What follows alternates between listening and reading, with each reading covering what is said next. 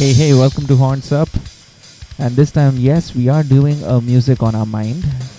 That's not because we don't have any worthy people to interview or, we aren't like hobnobbing with the metal world. It's just because we felt we haven't done a music on our mind in a really long time. It's been, what, 2 months, Peter? Yeah, man. And there's been so much music coming out. Yeah, every day there's just like one new album or at least a few new singles to check out. And in this digital age, I'm just astonished at how people can manage to chronicle, or not just chronicle, but just keep up with the pace of new music that's coming out. I guess the way I do it is just use a strong filter. So if I go old school, if I like the album artwork, if something like sticks out and looking at my list, that kind of tells you, oh, it's primarily my mood, man. That's what happens. But okay, so this is something that we haven't actually talked about at all. How do you curate what you listen to? Is it visual? Is it mood? Like, would you just randomly check out or key in stoner doom new releases and listen to any band that's listed up there? Or So it's primarily my mood. So because I'm constantly getting press releases of all the new artists, so I'll just keep so downloading. you have a filter. Yeah, so I keep downloading stuff like that, and I keep revisiting in a way. Like, I'll just give you a random example, but the other day, I was just in this really, really low mood, and I was like, fuck, queued into this album called Woods of Ypres, Woods 4, it released like 10 years ago. Yeah. Yeah, and I listened to one of the songs where it says, everything I touch turns to gold and then coal. And it just resonated so much with me. And I just kept listening to that song. It's about 8 or 9 minutes. Kept listening to it on a loop. And then I was like, how good is that voice? Yeah, man. That's perfect for that mood. Yeah, definitely. I love the fifth album, which was the last album that the band ever did. Yeah. All right. So you get sent a lot of material, which is how... Yeah. Okay, so why not do our plugs right now? So if people want to get in touch with you and send you material so that you can listen to them and possibly mention them on Horns Up or wherever else it is that you do stuff, how should people reach out to you? It's simple. trendcrusher@gmail.com. And of course, you follow him at Trend Crusher and you follow me at Asmoani, but don't send me stuff because I'm not that cool enough to actually have a space or something of that sort to talk about it. If I send it to me like and I'll send it to Animesh. Yeah, I rely on people who are cooler than me to curate my music for me and then tell me, or at least like go through the pile of hate to find out that one needle. I'm honored. Yeah, which actually, like, if you were attentive listeners, you would have figured out by now, like when you listen to our tastes or when you listen to the albums that we pick on Music on Our Mind, or whenever others we are doing lists and stuff, you'll always see that bent. Now, that's the reason for you to go back and check out all our other Music on Our Mind episodes, as well as episodes where we just pick random music or the music that we're listening to and talk about it. Or if you're lazy and don't want to listen to the whole episode, just go to the playlist. We'll link them below. All the more reasons for you to keep following at Horns Up Pod. Yep. Haha, see what I did there? Anyways, let's start off with Music on Our Mind for this episode. Yeah. Right? Again, we'll go pick by pick, 5 picks. Done. What's your first one? Okay, so I'm going to preface this for a minute at least, is that one of the things I've noticed about, like, so I used to be hugely into melodic death metal, bands like Dark Tranquillity, Soilwork and the likes. Okay. And I noticed that there were nothing great coming out. I mean, there was an album that kind of was close to making the list, but this one did, and it's a band called In Mourning, their album Garden of Time. Mm-hmm. And I didn't check it out purely because I don't enjoy melodeath.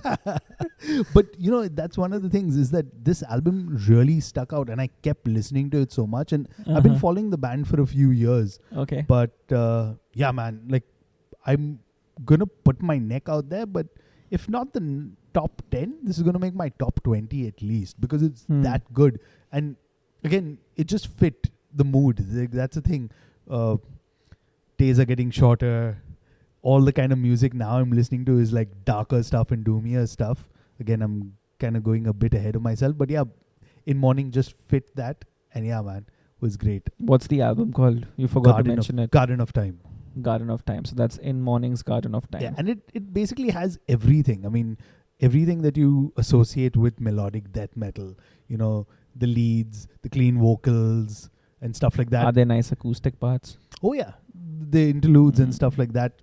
There's a lot there. So anyone who's into like melodic death metal fans who like stuff without their breeze or you know what, check it Okay. out. All right, cool. Well, my first pick, or something that I would like to talk about, is this band called Xoth, XOTH. Yeah, you mentioned. Right, I mentioned it earlier to you in private, not on the podcast. Their album Interdimensional Invocations, which released on 18th October 2019. It's an independent release. I chanced upon Xoth thanks to their single Back to the Jungle. And immediately they reminded me of all the bands, they reminded me of Mindsnare. Yeah. Right? Bangalore's very own Mindsnare. Or rather, what Mindsnare could have been if they kept doing what they did, evolved, and actually lived up to their potential. Right? That's not a knock on Mindsnare, and that's also not to say that Xoth's Interdimensional Invocations is a perfect album.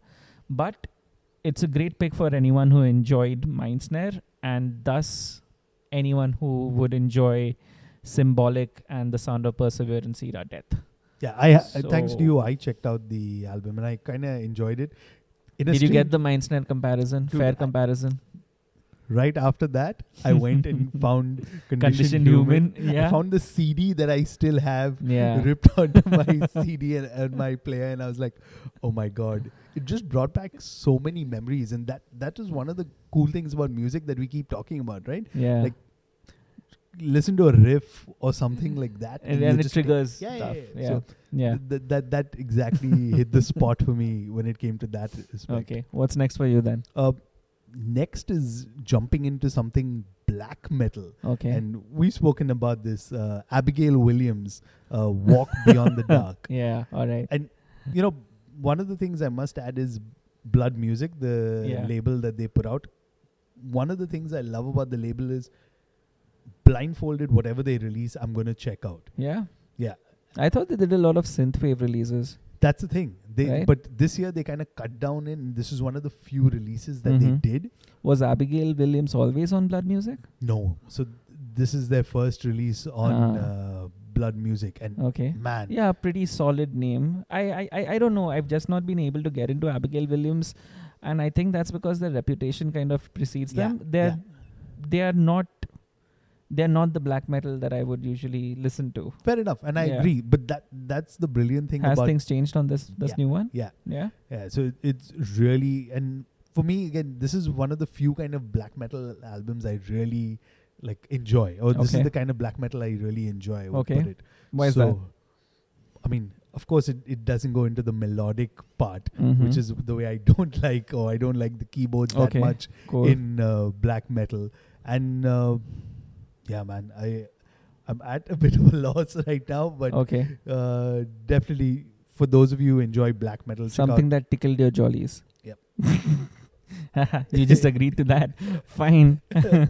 Okay. Next up is a pick that I'm pretty sure would be on most people's picks if they were to be reviewing albums in November or October, and that's Alcest. Alcest released their I forget which number album this was, but Alcest released Spiritual Instinct on 25th October and through Nuclear Blast, and it's also available weirdly enough on Bandcamp without any mention of the label. Okay, wow. So yeah, I don't know what happened there, but it is. So I would urge you just go to Bandcamp, right? Instead of buying through Nuclear Blast. Again, Nuclear Blast, don't want to offend you there. So I've been a huge fan of Alcest ever since I first heard 2012's Les Voyages de l'Homme. I don't know how to pronounce that. I'm not French, so sorry. And their latest Spiritual Instinct, it doesn't disappoint at all. It feels like an evolution from the previous album, which was 2016's Kodoma. That's one of my favorite albums of all time. But this time around, the heaviness has been turned up a bit. Not even just a bit, actually. It's been turned up quite a few notches, which, again, I really enjoyed because the earlier albums did have a lot of that. Um, I'd recommend listening to the entire album as a whole. Don't listen to singles.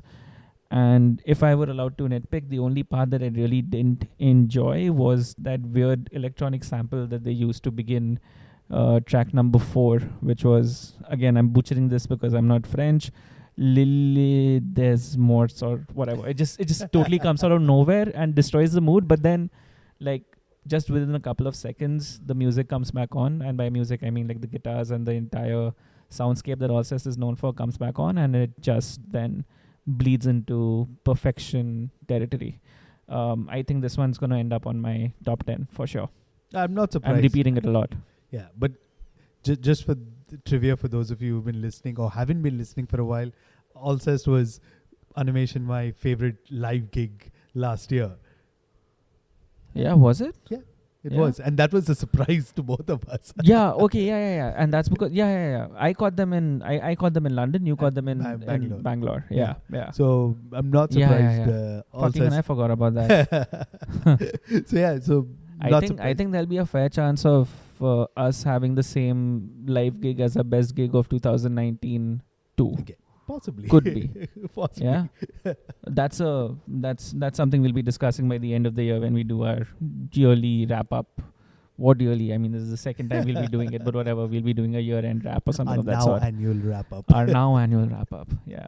Anyways, pick number 3. Adding to our earlier conversation, one of the cool things I like doing when I get emails is checking for how strange, or like say for example, I get an email from a band from Kazakhstan high up on my list. I'm going to check just purely because I've never heard of band Borat from metal. or in this instance a band from Chile who I've never heard of before, right? And I'm going to butcher their name. So purely Capilla Ardiente. Yeah. Fuck, I think I've heard this. And the album is The Siege. Now, Wait, is this the doomy? yeah, the epic the doom. epic doom. Yeah. I've heard this. I found this one to be a better release than Crypt Sermon. I Yeah? think that Grey kind of album stuff- cover. Yeah, I've heard this one. This was excellent. Yeah, and the thing about it was, right, I mean, both of us were looking so much forward to the Crypt Sermon album. and then after it kind of plateaued for me. But when I heard this album, I was like, whoa, this is what I was expecting Crypt Sermon to be. Yeah, I think Crypt Sermon got just became an expectation that really ballooned. Yeah. Right? They didn't hit the expectation because their first album was so good. Yeah, And but then this one it comes out of nowhere, and what and a brilliant with album. Capella Ardiente, again, sorry Yeah. for those listening, but we're Indian. Yeah. But one of the cool things is I started off saying, okay, cool band from Chile, let me check it out.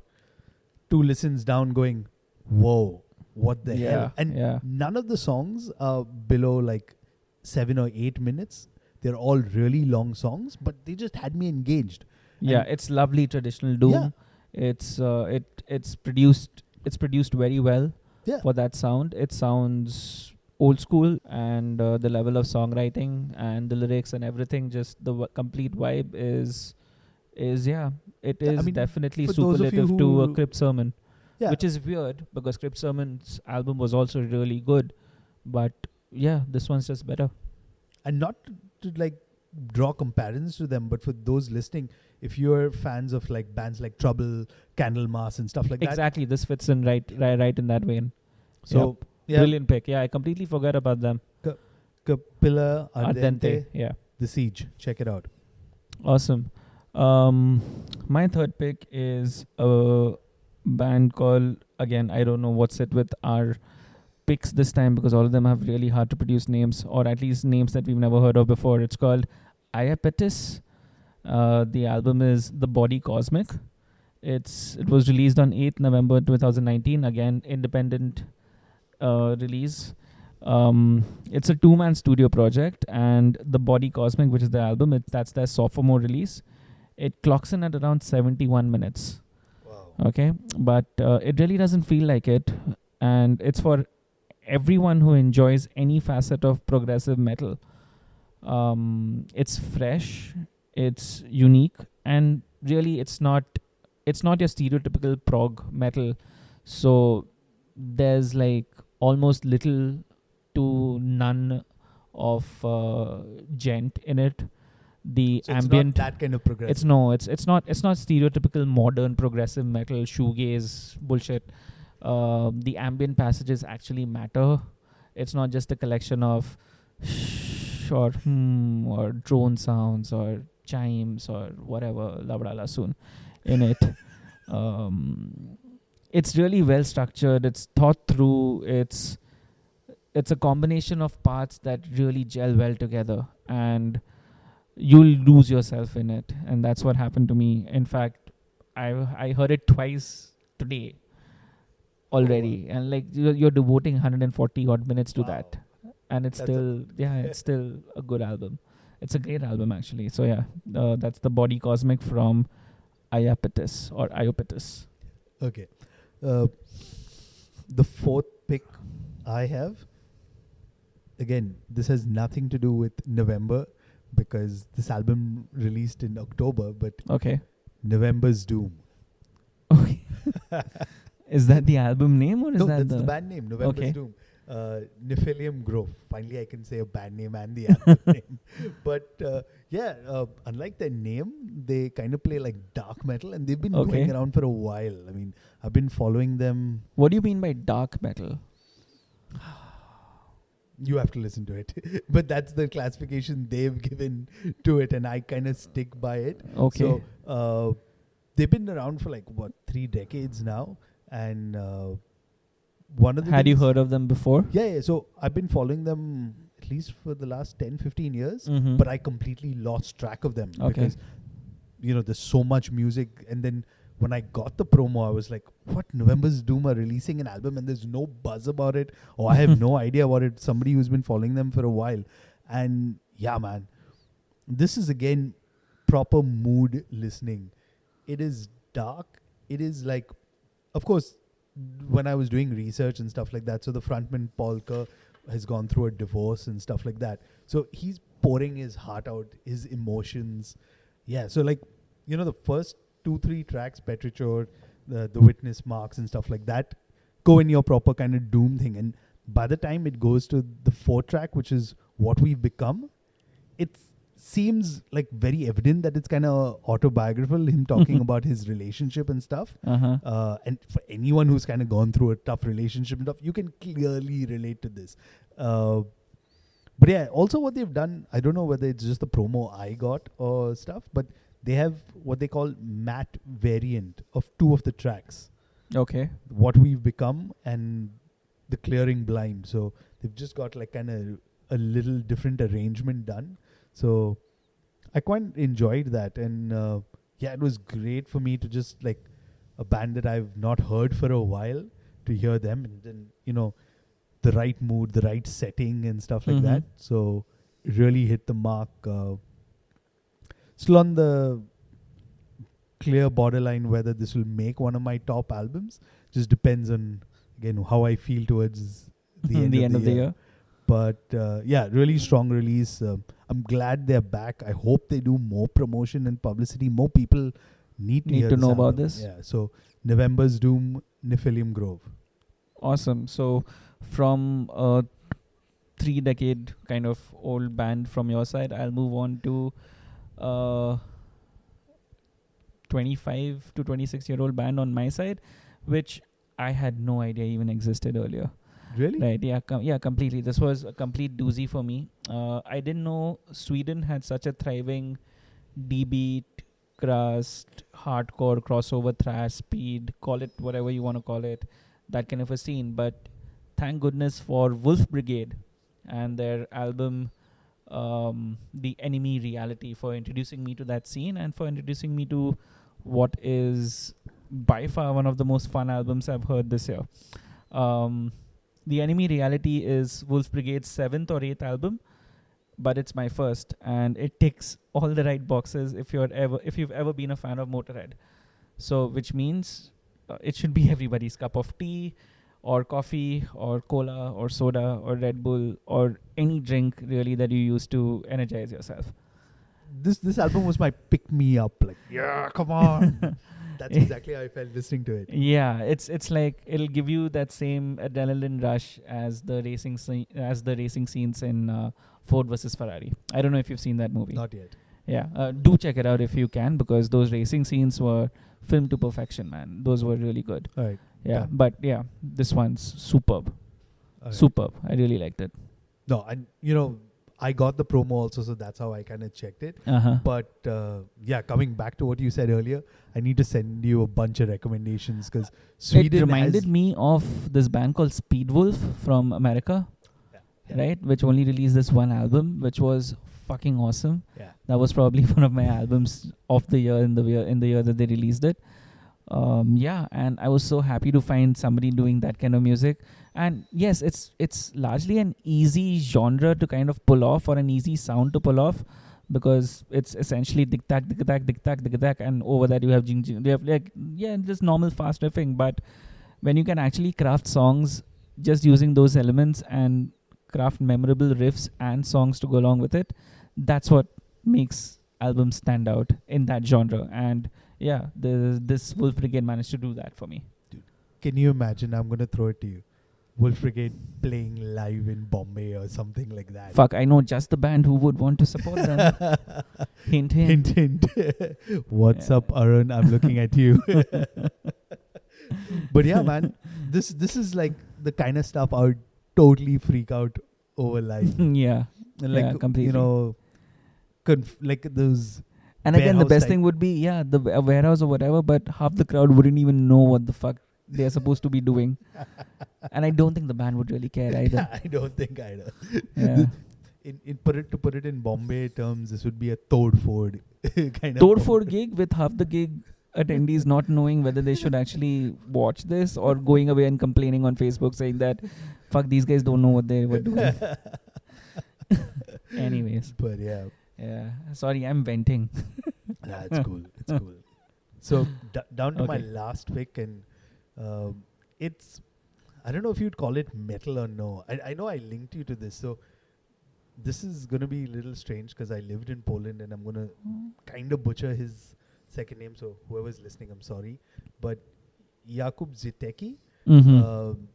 again, guitar prodigy, man. Because I was reading up on him, and I know him from the time I kind of lived in Poland. Unfortunately, I never caught his band Disperse live. But he's been playing from the age of like 15, 16. So last year he left the band. I just thought of a really bad alliteration. He's No, the no. Polish Pliny. Well, you know what? Actually, right? He performs. Yeah, I it told makes you about sense. the Yeah, thing, yeah, right? yeah. That's how I made the alliteration. So Yeah. Tell him what you told us, or tell them what you told me.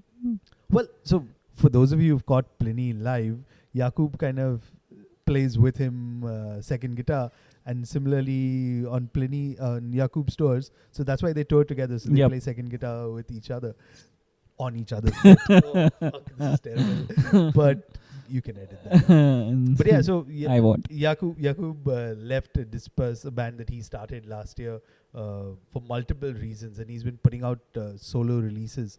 And for those of you who've been following Disperse, they are, yes, modern progressive metal or whatever you want to call them. I think they were called Gent at one point, but yeah, his album, the only best description I had for the latest release, which is called Nothing Lasts, Nothing's Loss, is lush. It's just listening to those guitar riffs, and he just kind of gives it a voice of its own. I mean, it's largely an instrumental album except for one track, Mm-hmm. but you don't really miss the vocals in there. Hmm. And So it's strong guitar showcasing. yeah, and again, for those of you who know the history of Gent, on the track Creature Comfort, Jakub gets Frederick Thordenel from Meshuggah to play a non-Gent part. So that is also quite cool to hear.